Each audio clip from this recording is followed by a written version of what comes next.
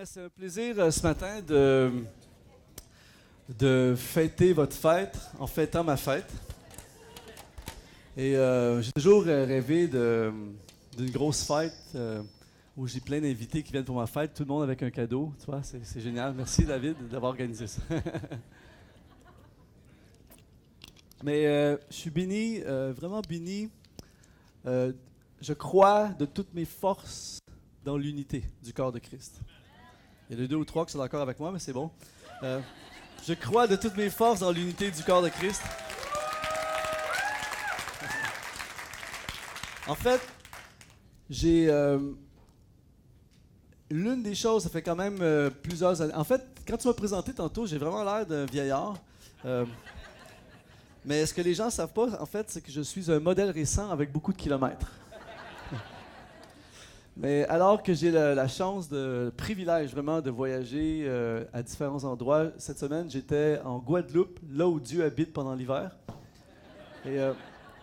Mais alors que j'ai le privilège vraiment de voyager dans plein de pays depuis plusieurs années pour servir le Seigneur, l'une des choses, j'ai envie de dire la chose, mais je vais dire l'une des choses que j'ai vu le Seigneur le plus bénir, c'est l'unité. C'est hallucinant à quel point Dieu aime, approuve et bénit l'unité.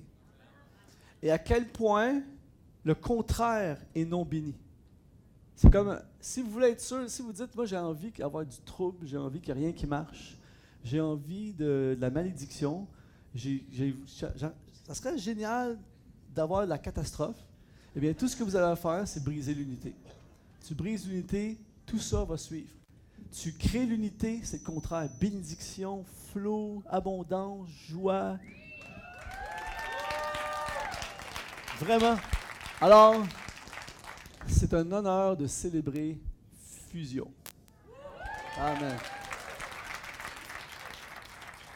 Et parce que dans toutes mes années à servir le Seigneur, il y a beaucoup d'endroits où on devrait lancer un mouvement qui s'appellerait Division, mais je ne vais pas parler de ça ce matin.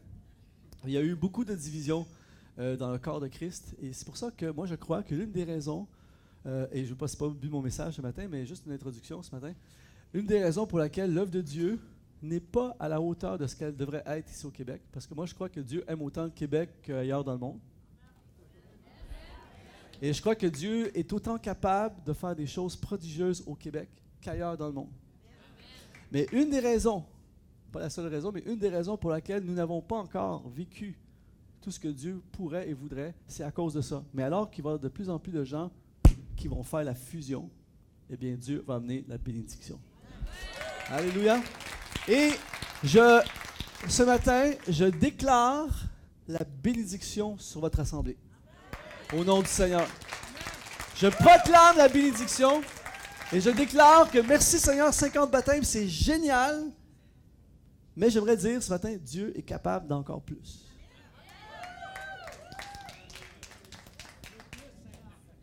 J'ai même pas commencé à prêcher, puis je suis déjà hyper encouragé par mes propres paroles. Ce matin, je vais apporter un message. Vous savez, quand tu es invité pour un seul message une fois, il y a vraiment beaucoup de sujets, beaucoup de choses que je pourrais parler. Et ça, c'est un vieux truc de prédicateur pour te faire inviter. Tu dis que tu as plein de sujets, tout ça. Et il te réinvite. Jusqu'à maintenant, ça fonctionne bien avec toi, David. Merci. Mais ce matin, je suis vraiment venu ici avec un objectif précis. Inspirer, encourager. Et je crois que pour certaines personnes, vous êtes entrés ici, mais quand vous allez sortir, ça ne sera pas pareil. En fait, quand vous allez sortir, ça va être mieux.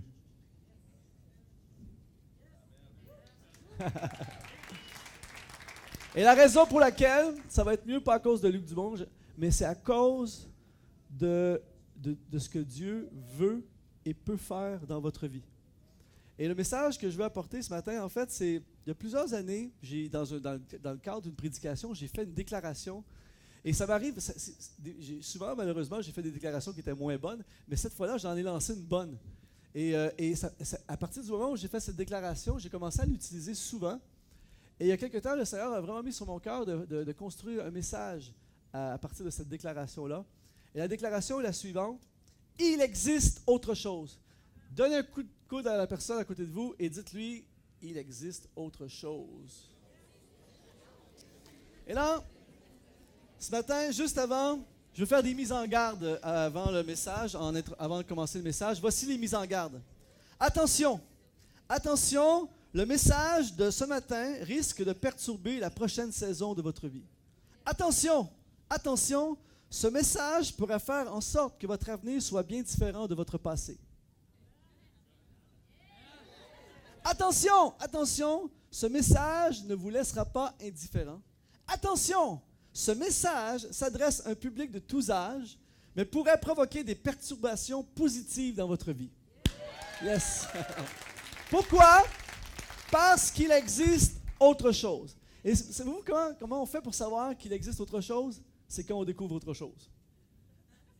Et mes amis, il y a plein de choses dans la vie que je ne sais pas. J'ai 1 million de choses à apprendre encore. Mais s'il y a une chose que je suis certain et que je sais, c'est qu'il existe autre chose que ce que nous connaissons. Je prends souvent l'avion. Il y a beaucoup de gens qui m'envient, qui me disent « Ah, t'es chanceux, laisse faire. L'avion, quand tu voyages en classe économique, c'est pas toujours glorieux. » Et la plupart du temps, je voyage en classe économique, mais à l'occasion, ça m'est arrivé à quelques reprises de découvrir le plus beau mot du vocabulaire francophone. C'est quand tu es au moment d'embarquer dans l'avion et qu'on te dit ce mot-là, tu sais que c'est le plus beau mot du vocabulaire francophone, tu sais que ta vie vient de changer. Lorsqu'on vous dit « Bonjour, M. Dumont, vous avez été surclassé. » Quel mot extraordinaire! Surclassé! Et j'oublierai jamais, la première fois, ça m'est arrivé souvent, mais la première fois, je suis passé, j'ai même pas été de façon transitoire, je suis passé de classe économique compressée à, pas business, à première classe, dans un voyage de la Polynésie française, justement, de Tahiti, là où Dieu habite pendant toute l'année, de Tahiti jusqu'à Los Angeles. Et là, on me dit, vous avez été surclassé. Et là, j'arrive dans la première classe, mes amis, il existe autre chose. Tu arrives là, premièrement, moi je suis habitué, beaucoup de monde, peu d'espace. Là, tout à coup, il y a plein d'espace, peu de monde. Et là, je m'assois dans un siège, mais c'est tellement large. Tu peux asseoir 3 personnes de la classe économique dans ce siège-là. Télé, et là, service, tout est plus beau, les sièges. Même le monde est plus beau, tout est plus beau. Et là, service incroyable, repas 5 étoiles. Et là, le moment de dormir arrive. C'est un lit. C'est pas un siège couché, c'est un lit. Un lit avec une douillette, vrai oreiller. Et là, moi, je suis couché avec l'oreiller, ma tête écrasée dans l'oreiller, la douillette, tout ça. Et là, c'est pas des blagues. L'agent de bord est arrivé. Elle m'a bordé. Elle m'a bordé. Elle a dit, « Monsieur Dumont, bon vol. » Et là, moi, je suis couché comme ça. La première pensée qui m'est venue à l'esprit, il existe vraiment autre chose. L'été passé, j'ai un de mes amis qui est responsable d'une flotte de véhicules exotiques, des véhicules de luxe, des Ferrari, des Lamborghini, ils font la location de ces voitures-là, tout ça. Et ils en ont plein. Et il m'a dit, régulièrement, il m'appelle pour dire, « Luc, est-ce que tu peux nous aider? Demain, on aurait besoin d'amener une Ferrari, une Lamborghini. Je suis venu ici, dans l'Estrie, en Lamborghini, tout ça. » C'est drôle, je suis hyper occupé, mais à chaque fois qu'il m'appelle, je suis libre.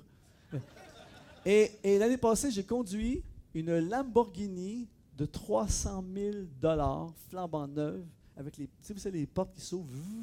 Tu t'assois là-dedans et tu prends... Mes amis, quand tu arrives sur l'autoroute 10, direction Estrie, dans une Lamborghini de 300 000 $, et que tout à coup, tu dois faire un dépassement. Quand tu es assis et que tu appuies sur l'accélérateur, tu sais qu'il existe autre chose. Et pourquoi je vous dis ça ce matin? Pourquoi je vous dis ça ce matin? Je ne suis pas en train de faire un message sur le matérialisme, c'est pas ça. Je vous dis ça ce matin, c'est pour vous dire que spirituellement, c'est exactement la même chose. Il y a ce que nous connaissons et ce que nous vivons, mais il existe tellement autre chose. Et j'aimerais vous dire ce matin, Dieu veut autre chose. Et vous savez, je voyage dans les pays depuis des années, je fais la tournée des églises et tout ça, et il y a des gens qui viennent à l'église ici au Québec, qui vont dans la même église depuis des années, c'est bien. Mais des fois, quand tu vis la même chose, tu penses qu'il n'existe que ça. Je fais le tour des églises depuis des années. Mes amis, il existe autre chose. Il existe tellement plus. Et vous savez, quand tu penses que c'est normal, il y a plein de gens qui pensent que c'est normal d'être malheureux, d'avoir une vie qui ne fonctionne pas. Jusqu'à temps que tu rencontres quelqu'un qui est heureux et que sa vie fonctionne, tu découvres qu'il existe autre chose. Il y a des gens qui pensent que travailler 100 heures par semaine, c'est la seule façon de vivre jusqu'à temps que tu rencontres quelqu'un qui travaille des heures normales et qui fait beaucoup plus d'argent que toi et tu te dis, il existe autre chose. Il y a des gens qui sont tout le temps misérables, tout le temps il n'y a rien qui fonctionne, tout ça. Il existe autre chose. Et ce matin, le Seigneur m'a emmené ici, je crois, pour vous dire en tant qu'Église et vous dire en tant qu'individu et me dire à moi aussi, pour nous dire qu'il existe autre chose. Et je ne sais pas pour vous, mais moi j'ai envie de vivre l'autre chose. Merci Seigneur. Merci Seigneur pour tout ce qu'il a fait jusqu'à maintenant. Merci, je suis hyper reconnaissant pour ma vie, mais je veux l'autre chose. Il y a quelques temps, l'automne passé, j'étais chez un de mes amis qui est pasteur à Bordeaux, en France. Et c'est spécial parce que ça fait plusieurs années que je vais prêcher à leur église. Et ils ont 3 réunions, c'est plein à craquer et tout ça. Samedi soir, une réunion, 2 réunions dimanche matin. Et là, ils ont lancé un projet d'agrandissement il y a 2 ou 3 ans. Et quand je suis allé au mois de septembre l'année passée, l'agrandissement est fini, sauf que la commission de sécurité n'est pas passée, donc ils n'ont pas le droit encore d'utiliser l'extension. Mais c'était très drôle parce que tout le monde est compressé. Moi, je prêche là, puis il y a une corde derrière moi. Là, tu vois le gros sanctuaire avec le strade gigantesque. Tout est là, mais nous, on est compressés là, on n'a pas le droit d'y aller. Et là, j'ai dit aux gens, je suis arrivé devant la salle, je dis, combien croient ici ce matin que dans très peu de temps, nous aurons une nouvelle salle? Et là, tout le monde éclate de rire, tu sais, c'est quelle déclaration de foi incroyable. Et là, on la voit. Il n'y a pas de sceptique dans la salle, tout le monde y croit. Mais j'ai dit, il y a 2 ou 3 ans, quand le projet a été lancé, dans la salle, il y avait sûrement des gens qui disaient, des sceptiques, ça va coûter trop cher, on va manquer d'argent, qu'est-ce qui arrive si ça ne marche pas, tout ça. Mais les gens pouvaient déclarer ça parce qu'ils ne voyaient pas. Mais même si tu ne le vois pas, c'était là. Et ce matin, il y a pour chaque personne ici, il y a l'autre chose. Tu ne le vois pas, mais c'est là. C'est à notre portée. Alors ce matin, il existe autre chose. Et je vais plonger pendant quelques heures. On m'a dit que j'avais jusqu'à 3 heures après-midi, donc ça devrait aller. Vous êtes habitués à 2 réunions, donc on fait 2 réunions, 2 fois plus de temps. Ce matin, on va plonger ensemble dans le chapitre 11 du livre aux Hébreux que j'appelle le chapitre de l'autre chose. Si j'avais le temps, je pourrais passer littéralement des heures à tout exposer le chapitre au complet. Peut-être qu'un jour, vous allez me réinviter. Mais ce matin, on va survoler quelques capsules de Hébreux chapitre 11. Mais le Hébreux chapitre 11 dans la Bible, c'est le chapitre de l'autre chose. C'est-à-dire que ce sont des hommes et des femmes ordinaires comme nous, mais qui ont osé plonger vers autre chose, qui ont osé explorer autre chose, qui ont osé croire pour autre chose, qui sont changés d'endroit géographique, qui ont fait des exploits, qui ont fait des choses impensables, qui ont osé vivre l'autre chose. Et ce matin, on va lire ensemble Hébreux chapitre 11, verset 1, qui est un passage hallucinant de la Bible, l'un des meilleurs, plus puissants passages de la Bible. Or, la foi est une ferme assurance des choses qu'on espère et une démonstration de celles qu'on ne voit pas. Si vous dites, Luc, je t'envoie sur une île déserte et tu peux juste amener 5 versets avec toi, c'est sûr que j'amène ce verset-là avec moi. La foi est une ferme assurance des choses qu'on espère et une démonstration de celles qu'on ne voit pas. Ce qui est très intéressant quand on lit la Bible et quand on étudie la Bible, c'est de savoir que ça n'a pas été écrit en français et que ça a été le Nouveau Testament en grec, l'Ancien Testament en hébreu. Et des fois, comme le pasteur David l'a fait ce matin, il a cité le grec, des fois c'est extrêmement puissant de voir dans la version originale, le mot parfois a d'autres significations. Et lorsque ça dit « la foi est une ferme assurance des choses qu'on espère », le mot « assurance » dans le grec, c'est le mot « hypostasis ». Et le mot « hypostasis » se traduit également par réalité. Donc on pourrait dire « la foi est la réalité des choses qu'on espère ». La foi est l'hypostasis des choses qu'on espère, la réalité des choses qu'on espère. Là, normalement, les gens auraient dû pousser un cri d'amen, mais c'est pas grave. En fait, je vais vous prouver dans les prochaines secondes à quel point votre pasteur a invité un homme d'une foi sans précédent à vous prêcher. Je vais vous prouver dans les prochaines secondes à quel point je suis un homme d'une foi incroyable. Je vais faire une déclaration de foi qui va vous troubler pendant des heures et des heures. Ce que je vais dire, vous allez dire « Wow, ce gars-là est à un autre niveau ». Vous allez dire, ça ne sera pas de sens d'avoir de la foi comme ça. Vous allez rêver d'avoir cette foi-là dans votre vie. Est-ce que vous êtes prêts? Attention, ça va être turbulent. Vous êtes prêts? C'est fort comme déclaration. Je vais me livrer en ce moment. Je vais dire quelque chose, là, c'est troublant. Vous êtes prêts, pasteur? T'es prêt? Voici, vous allez pleurer comme ça dans les prochaines secondes, c'est sûr. Alors, écoutez bien ceci. Je fais une déclaration de foi puissante. Je déclare ce matin par la foi, j'ai la foi ultime que nous sommes à Grimby.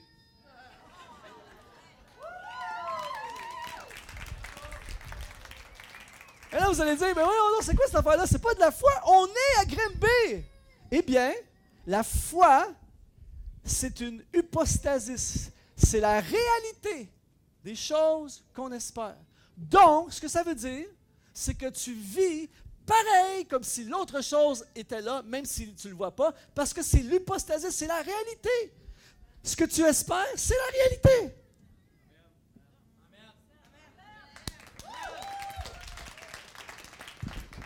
Wow! La foi est l'hypostasis des choses qu'on espère. C'est la réalité. Alors, tu vis la réalité même si tes yeux ne le voient pas en ce moment. Alors, je suis malade, mais je me vois en santé. Je suis pauvre, mais je me vois prospère. Je n'ai pas encore de diplôme, mais j'ai déjà gradué.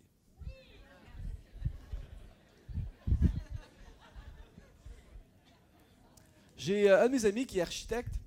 Il y a quelques temps de ça, il m'a montré un gros projet immobilier sur lequel ils sont en train de travailler. Et aujourd'hui, avec les technologies, ils font ce qu'on appelle le virtuel. Et sur l'écran d'ordinateur géant, il m'a montré le bâtiment. En fait, en ce moment, c'est un terrain. C'est un terrain avec des mauvaises herbes. Mais là, on a ouvert l'écran d'ordinateur et là, j'ai tout vu. J'ai vu le bâtiment. On est même été aux toilettes. On rentre dans l'écran et là, tu vois, c'est sa toilette ici, ça va être ça, là, ça va être la salle de conférence, ici, ça va être des locaux. J'ai tout vu. Et là, après ça, quand tu sors de l'écran, c'est un terrain. Et en fait, la foi, c'est exactement ça. La foi, c'est de voir la réalité de quelque chose qui n'existe pas encore.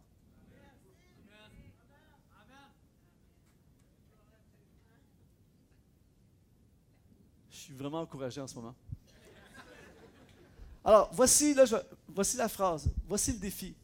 C'est d'être capable de vivre dans une réalité qui n'est pas encore la vôtre, mais qui est vôtre.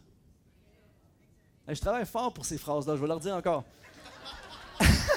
Être capable de vivre dans une réalité qui n'est pas encore la vôtre, mais qui est vôtre.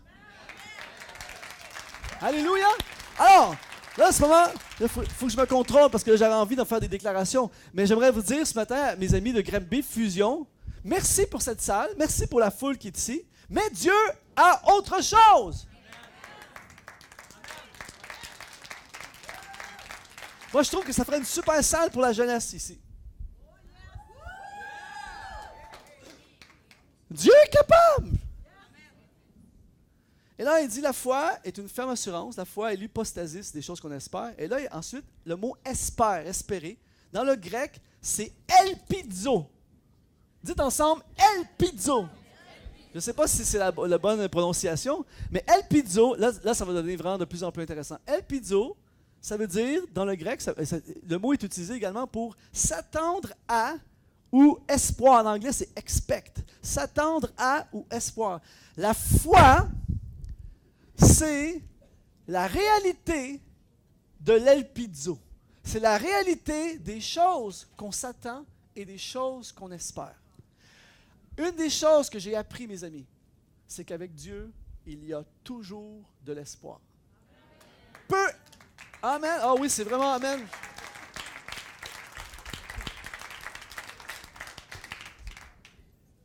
Peu importe le gouffre dans lequel vous êtes ce matin, peu importe la noirceur de la vallée dans laquelle vous êtes, peu importe la complication de votre situation, de votre dossier, peu importe à quel point c'est ténébreux, compliqué, désespéré, avec Dieu, je dis bien avec Dieu, il y a toujours de l'elpizo. Il y a toujours de l'espoir. Le problème, pas ici à Grimby, mais des gens ailleurs de Grimby, le problème des gens, c'est que les gens adaptent leurs attentes à leur réalité. Oh, je viens de dire vraiment une bonne phrase. Là. C'était pas dans mes notes, ça c'est vraiment bon.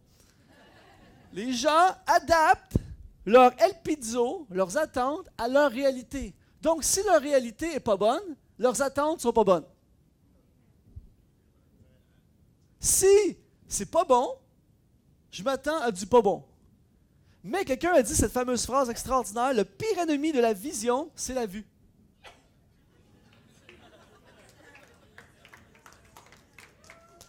Dieu te donne une vision d'un doctorat universitaire, mais en ce moment, tu es au cégep, il y a moins 28 $ dans ton compte bancaire et tu restes dans un 1,5 boosté. Si tu te fies à ce que tu vois, tu vas arrêter de poursuivre la vision. Mais tu ne vis pas en fonction du 1,5 boosté avec moins 28 $, tu vis en fonction de la vision que Dieu t'a donnée d'un doctorat. Expect, El Pizzo s'attend. Alors, le problème, c'est que les enfants sont pleins d'attentes. Quand tu es enfant, tu as plein d'attentes. Tu dis, tu vas être astronaute, pas de problème. Les enfants ont des attentes. Ils ont tellement d'attentes qu'à un moment donné, j'étais content ce matin, j'aime beaucoup les enfants, mais quand je les ai vus partir pour quelques minutes pendant que je vais parler, j'ai dit que c'est une bonne idée. Et pourquoi? Parce que j'ai vécu des histoires épouvantables et je me souviens d'une église où je prêchais et tous les enfants parlaient pendant que je prêchais. Je m'entendais même plus moi-même réfléchir pendant que je prêchais. Et à un moment donné, j'ai dit, les enfants, s'il vous plaît, je vais vous demander d'arrêter de parler. Si les enfants, vous êtes sages, après la réunion, le pasteur vous amène tous chez McDo. Vous! Les enfants croient qu'une affaire comme ça pourrait arriver. Ils ont des attentes. Mais plus tu avances dans la vie, plus tu es déçu, plus tu as des déceptions, des échecs, des complications. Tu commences à diminuer tes attentes. C'est ça le problème, parfois, des églises vieillissantes.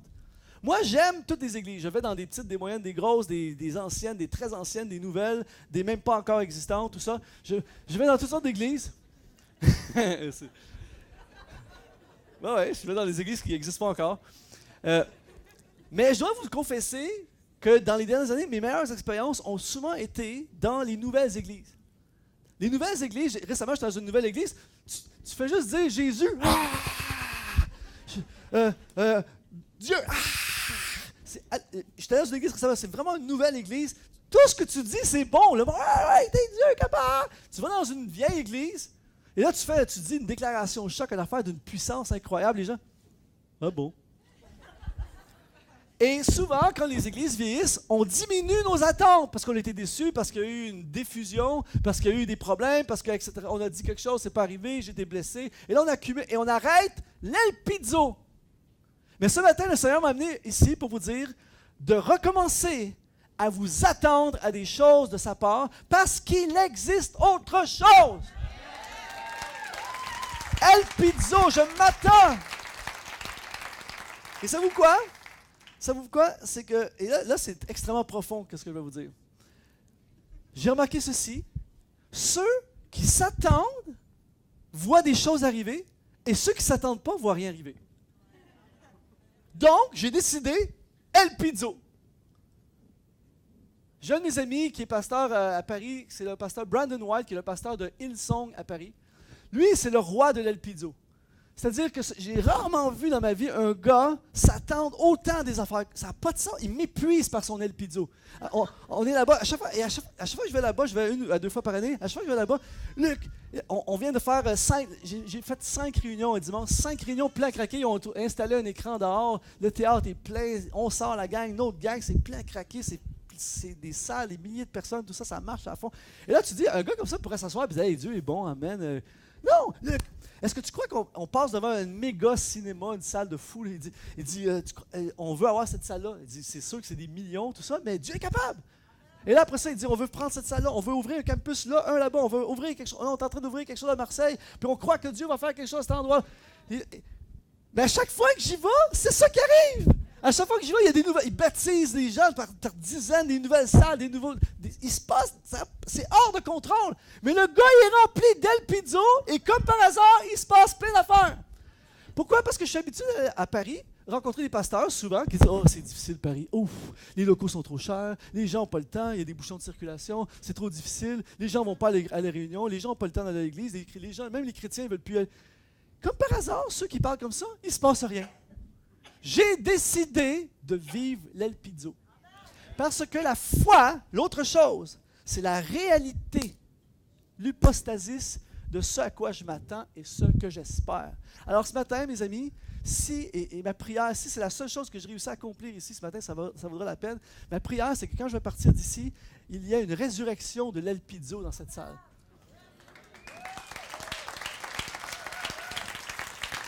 Je m'attends, certains d'entre nous, je m'attends à ce que mon fils revienne à Dieu.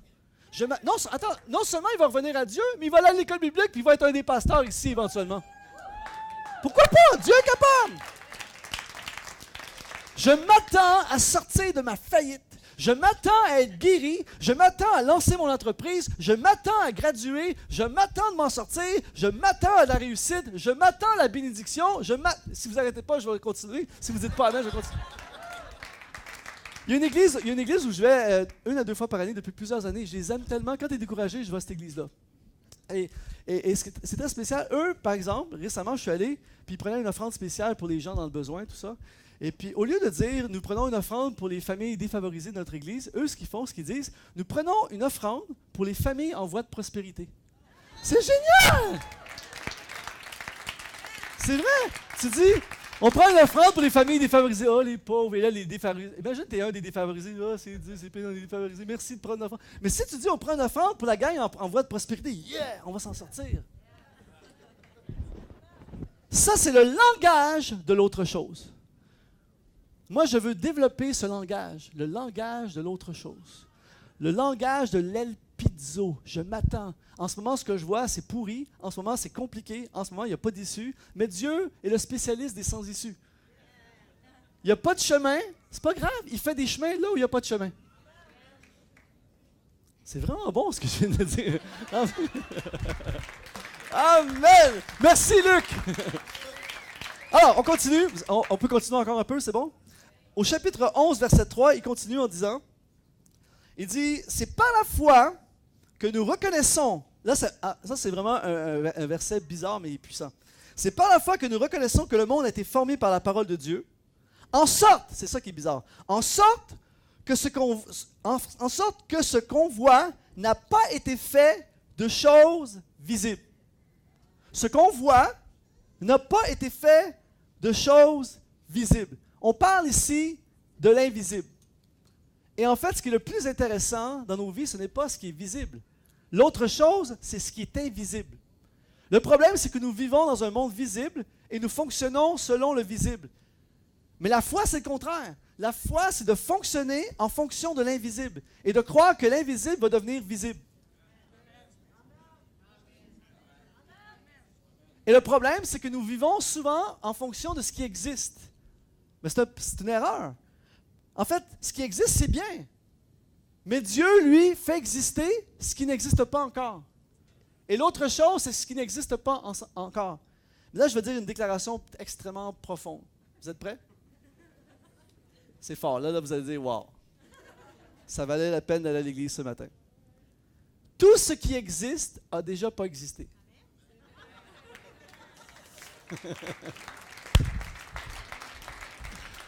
Il n'y a déjà pas eu de David No. Il n'y a déjà pas eu de chaise. Il fut une époque où les gens s'assoyaient par terre ou restaient debout. Il n'y a déjà eu pas de sono, de système de son. Alors, ce n'est pas parce que ça n'existe pas à ce moment de ta vie que ça ne peut pas exister. Parce que Dieu crée pas à partir d'un modèle, il crée à partir de l'invisible. Donc, Dieu n'a pas besoin de quelque chose qui existe pour régler votre problème.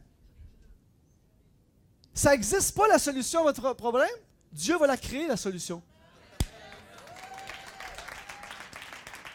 Et quand il dit c'est par la foi que nous reconnaissons que le monde n'a pas été formé par la parole de Dieu, en sorte que ce que nous voyons n'ait pas été visible. Le mot par la foi, c'est le mot pistis, à ne pas confondre avec le pastis. Et le mot pistis dans le grec veut dire croyance profonde, persuadé ou engagement. Wow! Essayez de dissuader un persuadé. Essayez de désengager un engagé. C'est ça la foi. En fait, ce qui manque le plus à l'Église, c'est la foi. Et sérieux, c'est la foi. Et pas la foi que Jésus sauve. Il y a plein de gens qui ont la foi que Jésus sauve. Mais quand vient le temps d'appliquer la foi dans notre vie, dans le fond, dans l'action, tout à coup, boum. Et j'ai vu ça souvent. Moi, j'ai plein d'amis pasteurs qui sont découragés et qui ont de la difficulté à avancer parce qu'ils sont ils sont entourés d'un comité ou d'une équipe qui manque de pastis, qui manque de pistis. Et en fait, on veut faire un projet, on veut faire un agrandissement, on veut faire une construction, on veut faire de l'évangélisation, on veut faire un événement, mais le compte bancaire est maigrichon. Et on fait des actions et des œuvres et des projets en fonction de ce qu'il y a dans le compte bancaire. C'est pour ça qu'il ne se passe rien, parce que la majorité des comptes bancaires sont vides. Mais avec Dieu, là où il y a une vision, il y a une provision. On n'attend pas la provision pour accomplir la vision, on poursuit la vision et il y aura une provision. Nous poursuivons l'autre chose. Nous poursuivons l'invisible. Et quand il dit ce que l'on voit n'a pas été fait de choses visibles, le mot voir et le mot visible, c'est le même mot, c'est le mot blepo. Ce que l'on voit n'a pas été fait de choses. En fait, ce que l'on blepo n'a pas été fait de blepo. Et blepo parle de passer à l'action. Dans le grec, je n'ai pas le temps de développer toute la profondeur du mot, on pourrait faire une prédication au complet juste sur blepo. Mais en fait, vivre l'autre chose implique d'entreprendre à partir de l'invisible. Wow! Ce matin, ce que Dieu nous demande, si on veut vivre la concrétisation de l'autre chose, il nous demande, à nous ici à Grimby, il nous demande d'entreprendre ce qu'il a mis dans notre cœur à partir de l'invisible. Donc, ce que ça veut dire, c'est que même si on ne le voit pas, on le voit. Pensez-vous vraiment que quand j'écris mon premier chant, Dieu m'a dit, il y a plusieurs années, le Seigneur parlait sur mon cœur, il m'a dit, en fait, le Seigneur, voici comment il fonctionne. Il te donne juste un peu d'informations, mais il ne te donne pas toute l'information. Est-ce qu'il y en a qui savent que c'est comme ça? Il t'en donne juste assez pour t'activer. Ça serait génial qu'il donnerait tout le dossier au complet, mais c'est pas comme ça, il t'en donne juste assez. Et moi, savez-vous qu'est-ce qu'il m'a donné comme information? Il m'a juste dit, écris des chants pour ma gloire. J'attendais la suite. Écris des chants pour ma gloire. Je ne sais pas si vous avez déjà réalisé ça, mais un chant, c'est invisible. Un chant, avant que tu l'écrives, il n'existe pas. Il est où? Écris des chants pour ma gloire. Savez-vous ce que j'ai fait? J'ai pris ma guitare, j'ai écrit un chant. J'ai joué au groupe de jeunesse le vendredi soir. Le samedi, le pasteur m'appelle, il dit, hey, écoute, j'ai entendu parler de ton chant que tu as fait vendredi soir, viens chanter dimanche matin à l'église. Je chante le dimanche matin à l'église. On avait une réunion dimanche soir, il dit, écoute, faut que tu la rechantes encore ce soir. On la rechante ce soir. Le soir, il y avait plein de pasteurs d'autres églises qui venaient nous visiter. Pendant la semaine, je reçois des appels, il faut que tu viennes chanter ton chant à notre église. Je commence à aller chanter dans 3-4 églises. Et là, à un moment donné, je suis dans une église, le pasteur il dit, tu n'aurais pas d'autres chants? Donc, il faut que j'écrive d'autres chants. Et là, à un moment donné, je reçois, de nulle part, j'ai une invitation à aller de l'autre côté de l'océan pour aller chanter mon chant. Là, je suis dans l'avion, je dis, ça n'a pas d'allure, je suis dans un avion pour aller chanter, à cause d'un chant. Et là, je suis dans l'avion, j'arrive de l'autre côté, et là, je chante mon chant, et là, le pasteur me dit, écoute, t'es ici, t'as fait des milliers de kilomètres, est-ce que tu ne pourrais pas prêcher quelque chose? Il faut que j'apprenne à prêcher pour appuyer mon chant. Et là, à un moment donné, je reviens ici au Québec, et là, il y a un groupe de pasteurs qui me réunissent, ils me rencontrent, ils me disent, écoute, Luc, on voit l'impact de ton chant, parce que je vais chanter mon chant dans une convention de jeunes, tout ça, l'impact de ton chant. On veut te mettre en charge de tous les groupes de jeunesse. Je me retrouve en charge de tous les groupes de jeunesse à cause de mon chant.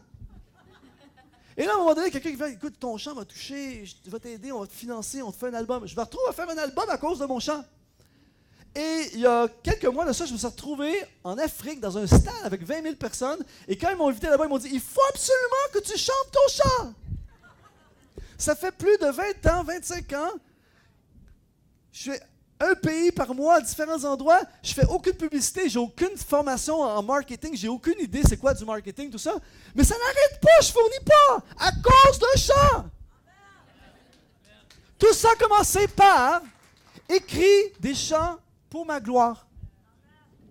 C'est de l'invisible total, mais ça peut se réaliser uniquement si tu blepo. Tu passes à l'action, tu prends ta guitare, tu écris un chant et après ça tu surfes pour le reste de ta vie.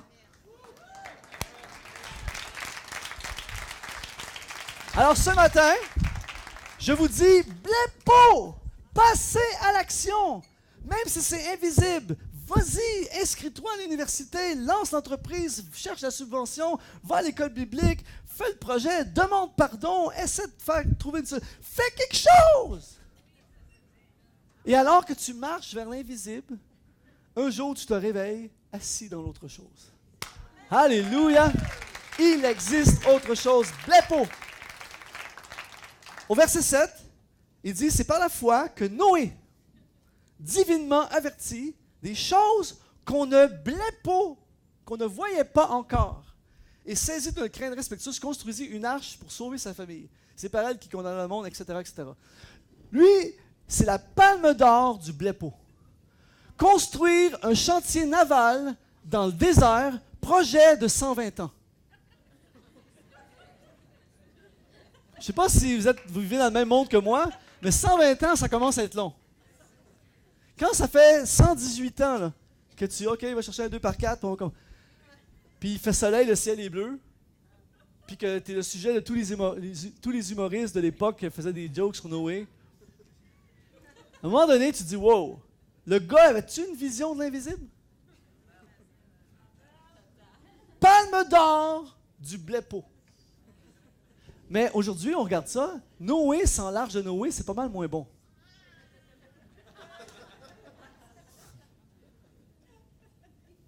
Noé sans l'arche, no way. C'est moyen, c'est pas fort. Elle fera pas l'histoire, celle-là, mais c'est pas grave. Voyez-vous, mais le gars est passé à l'action. Il aurait pu passer 120 ans de sa vie, dit chérie, un jour on va construire une arche, à regarder sur Internet les modèles d'arches. Il aurait pu dire, on pourrait faire ça, ça serait génial. Qu'est-ce qui arriverait chérie si on le ferait à un moment donné? Écoute, on va attendre que les enfants soient élevés, que l'hypothèque soit payée. S'il attend à la fin du 120 ans, il a manqué le blepo. Il est passé à l'action. Chaque jour, il construit son arche. À chaque jour, quelqu'un a dit, peu importe la grosseur d'un arbre, si tu donnes 5 coups de hache par jour, il va finir par tomber. Le problème de bien des gens, c'est qu'un coup d'hache, on se décourage, un autre coup d'hache sur un autre arbre. 10 ans plus tard, la forêt est ravagée, mais il n'y a pas un arbre qui est tombé.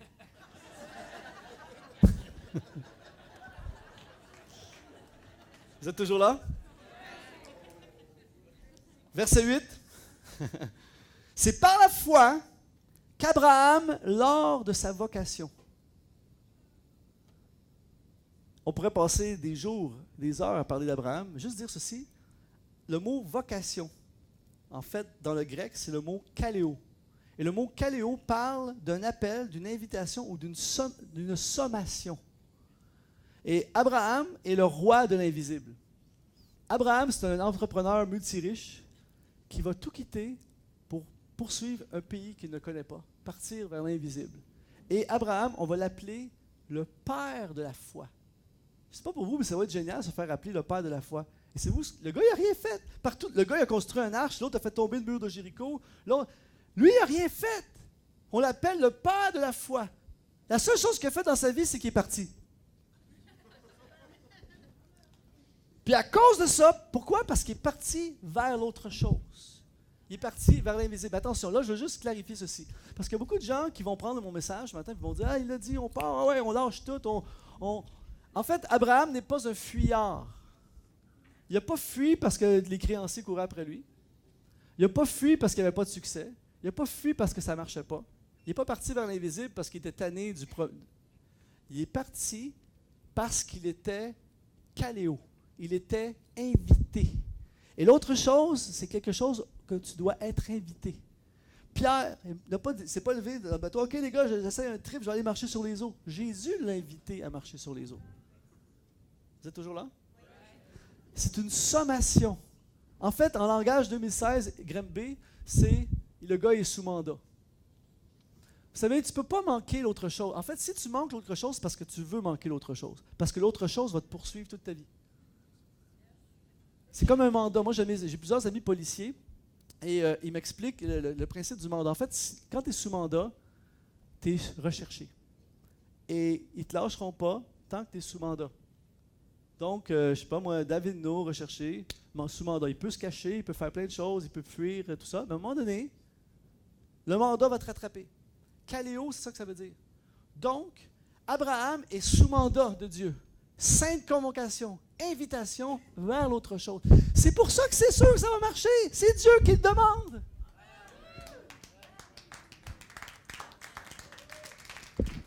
Et l'affaire, c'est que comment Dieu nous demande, Psaume 84, verset 6, « Heureux ceux qui placent en toi leur appui, ils trouvent dans leur cœur des chemins tout tracés. » Qu'est-ce qui brûle tout le temps en dedans? Ça brûle, ça ne te lâche pas, ça brûle, ça brûle, ça brûle. Fais-les!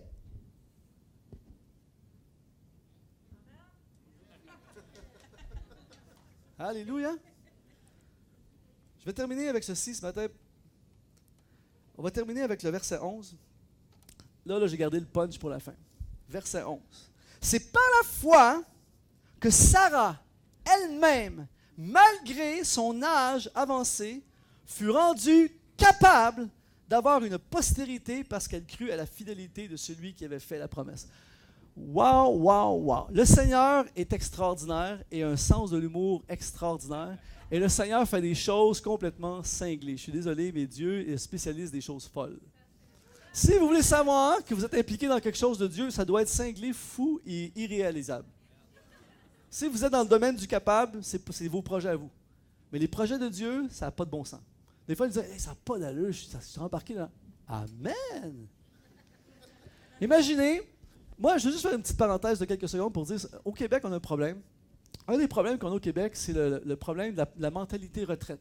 Le gars a 42 ans, puis ouais, mais là, il faut que je commence je suis en fade-out, je suis en train de partir vers la retraite. Arrête donc! Le gars, Abraham et Sarah sont entrés dans leur destinée à 90 ans. Ils n'ont pas vécu, ils ont commencé à vivre à 90. Le projet de sa vie, 90 ans. Il y a de l'espoir, mes amis. Et là, ce qui est hyper intéressant, imaginez, là, Abraham est assis avec sa femme, 90 ans, et tout à coup, le prophète arrive en ville le samedi soir, il ouvre une bouteille de vin, ils sont en train de discuter. Et là, le prophète dit, écoutez, les gars, écoutez, Sarah et Abraham, j'ai une parole de Dieu pour vous. Puis c'est un peu, c'est assez monumental comme parole. Combien sont d'accord avec moi pour dire que si tu as 90 et tu n'as pas eu d'enfants, le projet des enfants, ça fait un petit bout que c'est fini? Tu n'as pas décidé à 89, ben chérie, ça a l'air qu'on n'aura pas d'enfants. 90, c'était pas mal. Et là, le prophète arrive, puis il dit, vous aurez... Tu sais, s'il avait dit, vous aurez 1 ou 2 enfants, déjà, ça, c'est de la folie. Là. Vous aurez 1 ou 2 enfants. Non! Vous aurez une postérité comme le sable de la mer. Imaginez, le gars 90. Ça, c'est le Seigneur. Mais ce qui est vraiment bon, c'est que ça dit, Sarah, malgré son âge avancé, ça c'est bon dans la Bible, ils disent pas vieux, ils disent âge avancé, malgré son âge avancé, fut rendu capable. Et là, c'est de la folie. En fait, le mot capable qui est utilisé, c'est le mot dynamis. Le mot dynamis, dans le grec, c'est le mot ce mot-là veut dire prouesse, œuvre merveilleuse, capacité physique, énergie. Quelqu'un a dit amen ce matin. Mais là, ce qui est hallucinant dans ce verset-là, c'est le même mot qui est utilisé. Écoutez bien, c'est de la folie. C'est le même mot qui est utilisé quand Jésus a dit à ses disciples, vous recevrez une dynamis, une puissance survenant sur vous et vous serez mes témoins. En fait, ce qui a rendu capable de prendre une gang de peureux pour évangéliser le monde entier et faire en sorte qu'il y ait une église à Grebby ce matin, ce dynamis-là, qui te rend capable de faire des choses que tu n'es pas capable, c'est le même mot qui est utilisé pour dire tu es avancé en âge, mais je te donne le dynamis, tu seras capable de faire quelque chose qui est complètement ridicule. Alors, l'autre chose, c'est possible, même si c'est fou, même si c'est démesuré, même si ça n'a pas de bon sens, même si le conseiller juridique n'est pas d'accord, même si, peu importe, Dieu te rend capable.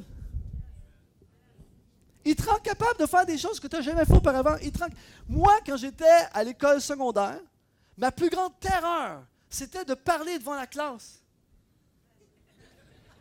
Parce que vous savez, les trois plus grandes peurs de l'être humain, les 3 plus grandes peurs de l'être humain, c'est parler en public et la mort.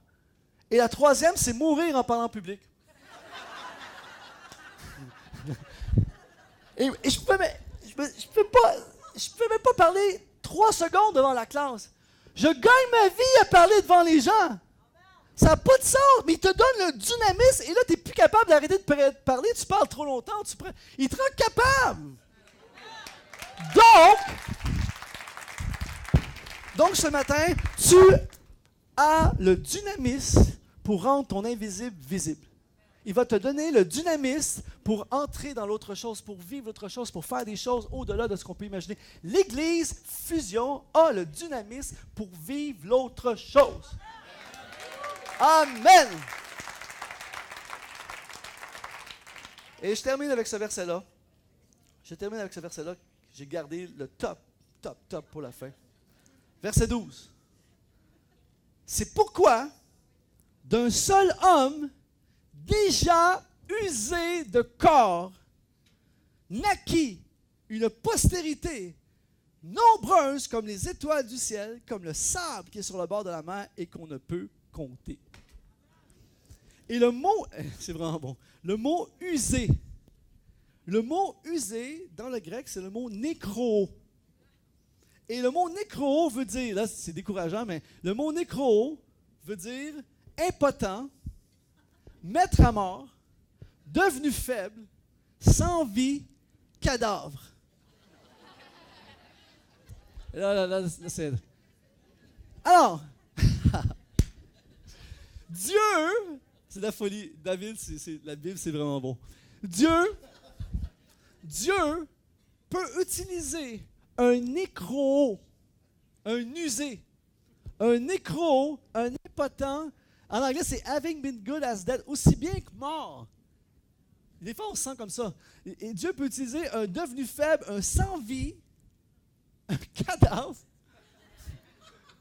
pour créer une postérité comme le sable de la mer.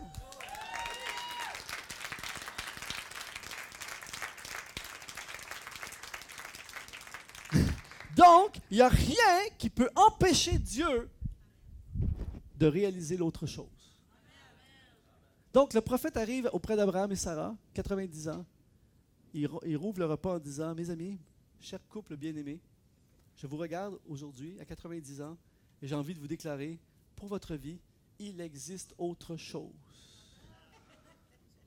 Et Abraham dit, « Oui, mais je suis un nécro, c'est pas grave. » Et ce matin, il y a dans cette salle possiblement des nécros spirituels, des gens qui sont usés. Je parlais avec un pasteur, un leader chrétien récemment, il me disait, « Luc, je suis usé.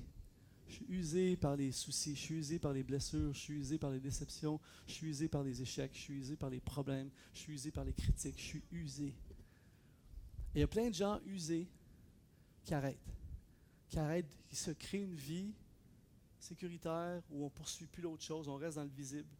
On n'est pas heureux, c'est pas bon, c'est pas ça qu'on voulait, c'est pas ça qu'on a rêvé, c'est pas ça que Dieu voudrait, mais je suis usé. J'ai plus la force de continuer, j'ai plus la force d'essayer, j'ai plus la force de croire, je suis usé. Je suis usé par la vie, je suis usé par les problèmes financiers, je suis usé par la maladie, je suis usé par les déceptions, je suis usé par les blessures, je suis usé par la vie, je suis usé par mon mari, je suis usé, etc., etc. Mais à tous les nécros dans cette salle ce matin, à tous ceux qui se sentent morts spirituellement, ceux qui sont faibles, ceux qui sont sans vie, je déclare ceci, une phrase que j'ai entendue il n'y a pas longtemps qui m'a vraiment marqué. Le gars il a dit, « J'ai décidé de vivre jusqu'à ce que je meure. »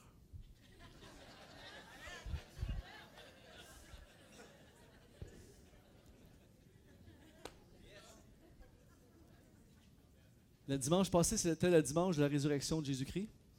Ce dimanche, c'est le dimanche de la résurrection des vies dans cette salle. On va ressusciter des ministères. Alléluia. Ressusciter des ministères, ressusciter des rêves, ressusciter des vies, ressusciter des entreprises, ressusciter des visions, ressusciter des cœurs, ressusciter des possibilités en Dieu, la poursuite de l'autre chose. Et si, David, suite à mon passage, il y a une seule personne dans cette salle qui décide de vivre et de poursuivre l'autre chose, je dis mission accomplie, ça aurait valu la peine que je me lève ce matin et que je vienne ici. S'il y a une seule personne, parce que l'autre chose dans notre vie est tellement glorieux, c'est tellement puissant, que même si ça marche pour une seule personne ici, s'il y a un seul nécro qui ressuscite dans cette salle, je dis Amen.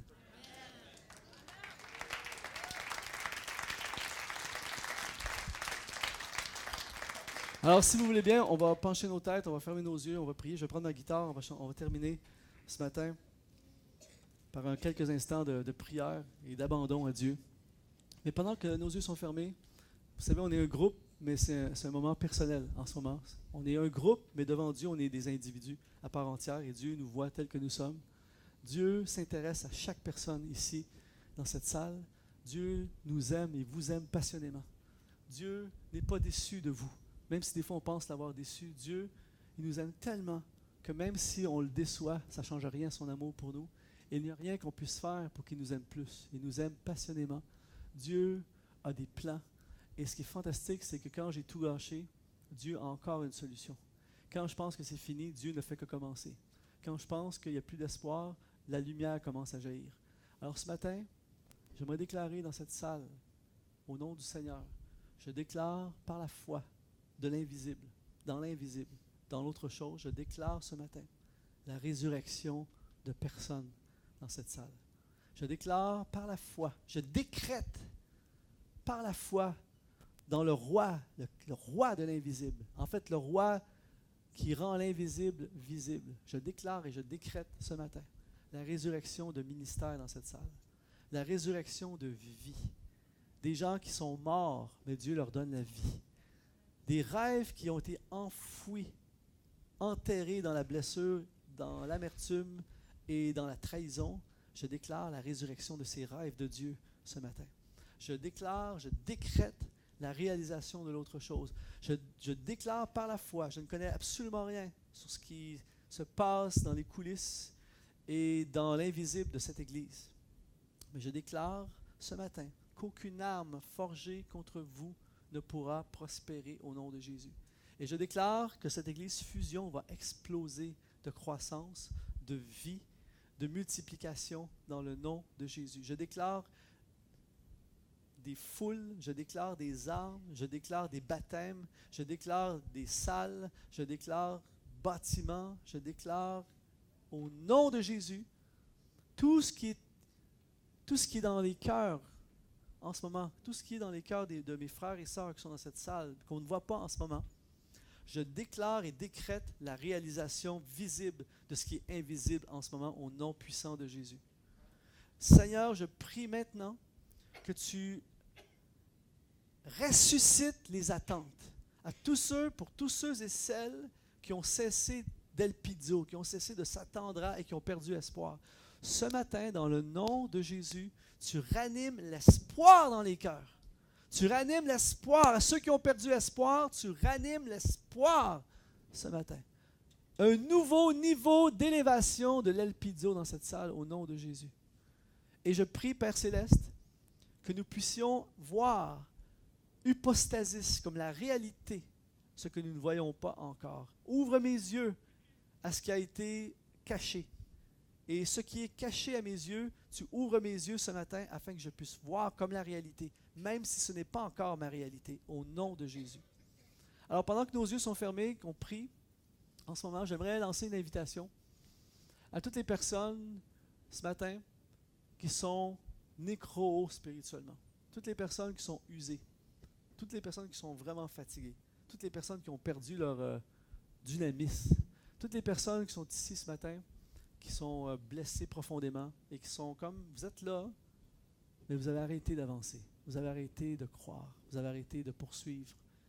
Et qui vous dites ce matin, toutes les personnes qui sont dans cet état-là, sans vie, mais qui ce matin disent, Seigneur, si tu me donnes la vie, si tu me donnes la force, si tu me renouvelles, je vais recommencer à poursuivre d'autres choses dans ma vie. Toutes les personnes qui se sentent, et c'est très personnel, personne ne regarde, nos yeux sont fermés, c'est quelque chose qui est personnel entre nous et le Seigneur. Mais toutes les personnes qui se sentent nécro ce matin et qui ont besoin d'une résurrection et croire qu'il existe autre chose et poursuivre autre chose, je vous invite simplement à lever votre main devant le Seigneur, pas devant moi, mais devant le Seigneur. On va prier ensemble dans un instant, partout dans cette salle. Alléluia. Merci Seigneur. Tu vas bénir ces personnes maintenant, Père Céleste. Amen. On peut baisser nos mains. Je veux prier pour tous ceux qui ont, entre guillemets, perdu leur elpidio, qui ont perdu l'espoir. Vous faites face à une situation compliquée, une situation vraiment dure dans votre vie, une montagne qui semble insurmontable. Et votre niveau d'attente, d'espoir, d'elpidio a vraiment baissé. Pour certains, c'était au niveau 0. Et ce matin, vous voulez dire, Seigneur Jésus, ressuscite mon espoir. Ranime en moi l'espoir. Je veux croire à nouveau. J'ai besoin de voir et de croire à nouveau. Ceux qui ont besoin que leur niveau d'El Pizzo, ça fait drôle de dire ça comme ça, mais c'est la meilleure façon pour moi de le décrire, notre niveau d'attente et d'espoir, vous avez besoin que le Seigneur augmente votre niveau d'attente et d'espoir. Vous voulez qu'il ranime en fait l'espoir dans votre cœur. Je vous invite à lever votre main devant le Seigneur, on va prier ensemble. Amen. Amen, Seigneur. Souffle l'Esprit Saint maintenant. Et finalement, à tous ceux et celles qui se disent, ce matin, je suis prêt, je veux poursuivre autre chose, mais je ne me sens pas capable. Et j'ai besoin du dynamisme de Dieu. Je suis face à, comme Sarah, je suis face à un défi, ça n'a pas de bon sens. C'est illogique. Mais j'y crois ce matin. Mais j'ai besoin du dynamisme qui me rend capable de faire des prouesses, de faire des exploits. Avec Dieu, nous ferons des exploits. Et ceux qui ont besoin de ce dynamisme de Dieu ce matin et qui veulent demander à Dieu ce dynamisme pour continuer à avancer et triompher du géant qui est devant vous, je vous invite à lever votre main encore une fois devant le Seigneur partout dans cette salle. Dynamisme de Dieu. Amen. Alors, si vous...